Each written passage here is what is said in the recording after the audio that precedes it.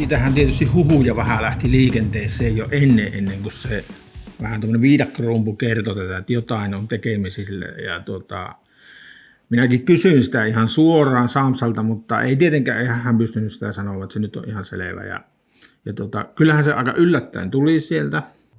Samsa sanoi, että taisi olla sulle aika järkytys. Joo, kyllä, oli. Että mä ajattelin, että ilmoitatte meille niin kuin noista pakkolomista. Sitten kun te tuutte ja ilmoitatte meille, että joo, että me ollaan myöty tää. Mä olin ihan, että ei helvetti. Että perheyritys, nainen on toimitusjohtajana, että tämähän menee ihan perseelleen. Vatupassi on suomalainen konevuokraus. Eihän me olla enää täysin suomalainen Sveitsillä.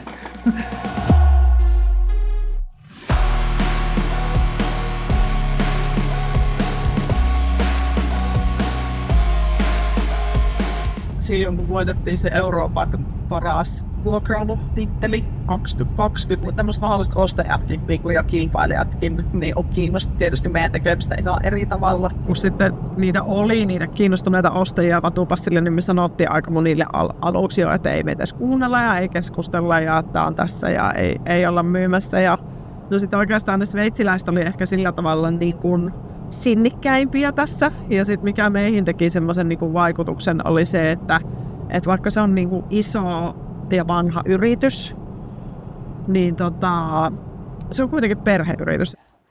Mitä? Siis sveitsiläinen Aveisko Group osti Vatupassin.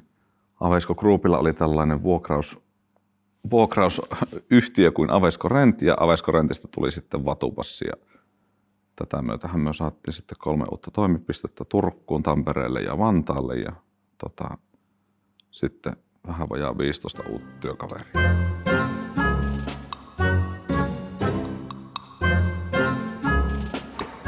Ja sitten se päivä lähtee. Olen Eero Ketola ja... Ei kun joo, sori, poikki. Olen Eero ja... Hetkonen poikki. Olen Turussa asiakaspäällikkönä. Ei kun uudestaan. Olen Eero. Vuoden verran olen ollut Vatupassilla. Turussa aluemyyntipäällikkönä. Oliko se hyvä? No miksi te olette töissä just Vatupassilla? Kristian pakotti. Joo, mä rekrytin kyllä, joo. Ei se, itse oli se, kun oli näissä yleiskoneissa vuokraamassa ollut niin kauan, niin silloin kun tuli Aveisko Rentillä tultiin ensin, niin silloin niin oli isoja kone. Näitä, että jes, nyt on isoja kone, niin on vähän erilaista homma, ja sitten kun kauppa varmistui, niin tuli se, että niin, se on taas tämä yleiskoneen vuokraamopuoli. No kyllä se varmasti näille Aveisko Rentin työntekijöille on ollut suurin muutos, että heillä vaihtui johto ja yrityksen nimi, mihin he oli tullut töihin. Nyt sen kaivinkoneen lisäksi pitäisi kiinnostaa vähän pölyimurit ja kaikki muut. Onhan tämä suuri muutos kaikille. Entisillä Vatupassin työntekijöillä ja entisillä Aveisko Rentin työntekijöillä. No Normaksessa en ole kyllä silleen huomannut sitä muutosta juuri ollenkaan. Tietenkin niitä Caterpillarin koneita nyt silloin tällöin aina piipahtaa siinä pihalla, mutta en kyllä muuten osaa sanoa mitään semmoista, mikä olisi muuttunut. Tämä on meidän tiskipuhelin muuten. Vatupassi, Mika. No mä pakkaan sitä just siihen kärryyn, sitä nostinta. Se jatkuu vielä.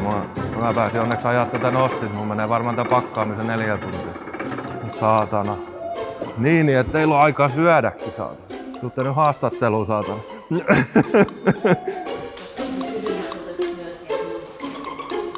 Ai niin, mulla oli toi... Niin. Mulla oli toi koko ajan toi mikki päällä. Mä puhuin vähän semmosia asioita, mitä ei välttämättä saisi puhua.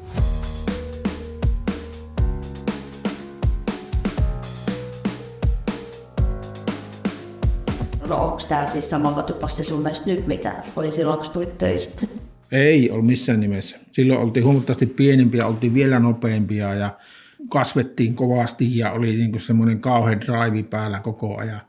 Ja nyt ollaan vähän niin kuin silleen, ei ole semmoinen drive päällä. Ja tietysti markkinatilanne on nyt, se vaikuttaa ehkä eniten tähän, että otetaan sotaa pois, niin silloinhan meillä lähtee markkinat nousuun ja hyvin äkkiä on paljon parempi fiilis kaikille. Mutta katsopa ulos, miten hieno keli, että kyllä on vähän positiivista virettä. Jos ottaisi kuule moottoripyörän tänä iltana liikenteeseen, siitä se lähtee.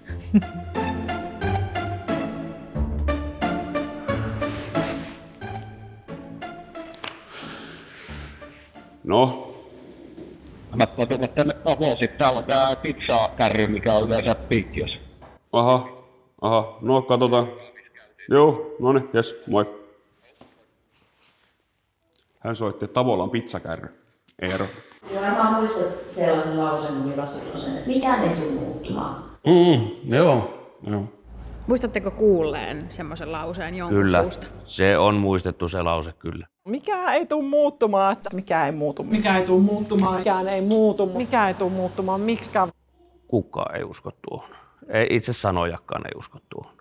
Hiukan ehkä huono viestintäkärki lähteä sillä siihen, mutta sille mikä ei muutu, mutta silti tuli Sveitsistä pari kaveria, rakenteli kaikki tietoliikenneverkot, joita kaikille antoi uudet tietokoneet, missä oli, niin että siis silleen tällaiset, kyllä nämä on kuitenkin näkyviä asioita sitten, että se niin kuin... Mikään ei muutu. Sitten loppuisi kaikki muuttuu. Tuli eri ohjeita niin kuin aika monesta eri suunnasta. Tuli eri ohjeet toiselta tuli taas eri ohjeet, niin sitten oli vähän ajatella semmoista, että mitä tässä niin nyt oikeasti tapahtuu. Että antakaa nyt joku selkeä linja tähän asiaan. Se on se, mikä varmasti siellä itsellä aika monen muullakin painaa. Muistan niin kaikille kirkkain sanoin, että mikään ei muutu ja kaikki pysyy ennallaan. Ja Niin se uskoo, että siinä varmaan ei. ja siis ihan täysin. Tavallaan on se pieni piiri, kun on ollut pieni firma. Niin tässähän ollaan oltu vähän niin kuin perhe. Ja nyt kun se on iso, niin ei se välttämättä ole niin kuin perhe. Et eihän me niin kuin työntekijätkään niin kuin nähdä toinen toisiamme. Ja, siis sehän on ihan luonnollista. Hävettäähän se tietysti. Silloinhan me puhutaan paskaa. Jos ihmiset kokee, että ne ei ole ykkösiä me omasta mielestään ajatella. Mutta sitähän tässä lähdetään korjaamaan. Niin kuin.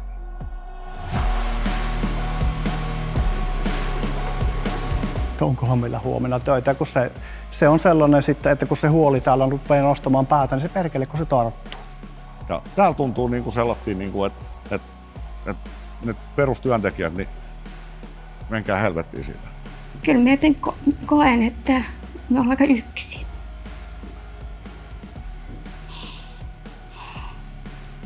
Samassa firmassa ollaan kaikki töissä, vaikka eri paikkakunnilla ollaankin.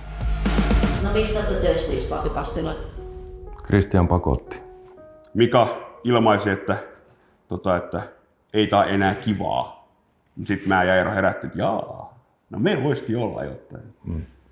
Sitten me juotettiin se känniin ja sitten palkkaneuvottelut oli siinä.